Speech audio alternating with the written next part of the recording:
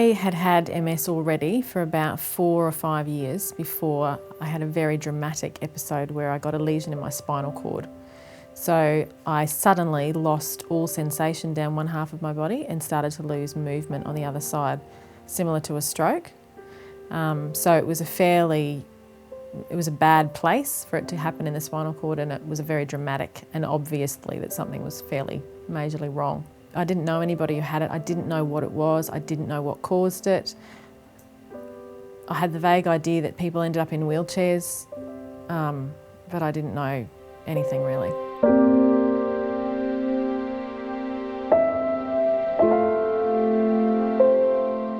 Well, the first thought, I think, definitely as a mother is your kids. You think, how is this going to affect my family? How am I going to be able to look after my kids?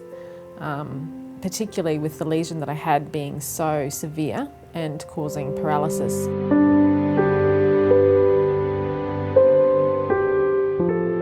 MS Queensland was the first port of call, and that was recommended, I think, by the neurologist.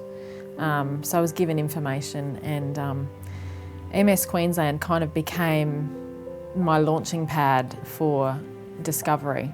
I spent a week in hospital on steroids to combat that severe attack, and during that time was just given a lot of information, and yeah, MS Queensland was fantastic because it was able to put me in the right direction and get me started on a journey of discovering what the problem was and how I could live with it and how I could even try to, manage it well. Yeah. So it gave me hope, I think, for the first time. This relief, this sense of hope, this sense that there's other people who are doing this and therefore I'm going to manage. Sorry.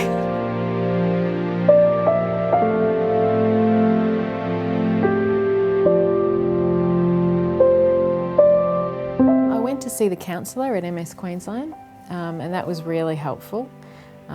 He did some tests on me to help me understand how cognitive abilities were being affected.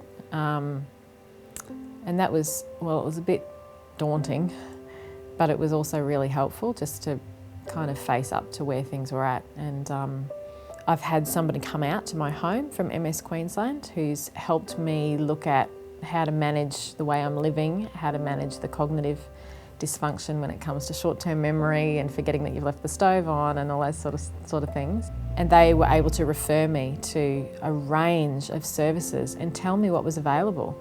And I think that was what gave me hope. At the very beginning was finding an organisation that specialised in helping people with MS access the resources and services that are available to them.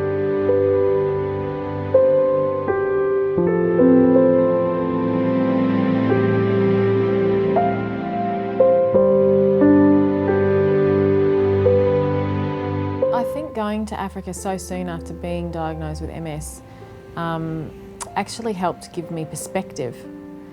We live in a world in the West where we expect everything to be sunshine and roses and to be like the ads on TV, and life is just not like that. And for the vast majority of people around the world, life is not like that. And so having something like MS and going to Africa, all of a sudden it's like, this is not so bad. And in fact, I am so blessed to be in a country where there are things like MS Queensland, where there are services to help people in my situation. And so I wanted to give out of my own painful experience, but I also just gained perspective that, this is life and you just got to get on with it, as they do in Africa, amazingly. So the people there were a great inspiration to me. MS Queensland facilitated connections for me that made all the difference to hopelessness versus hope, and believing that I could live with this well and it didn't have to destroy everything I'd ever hoped for.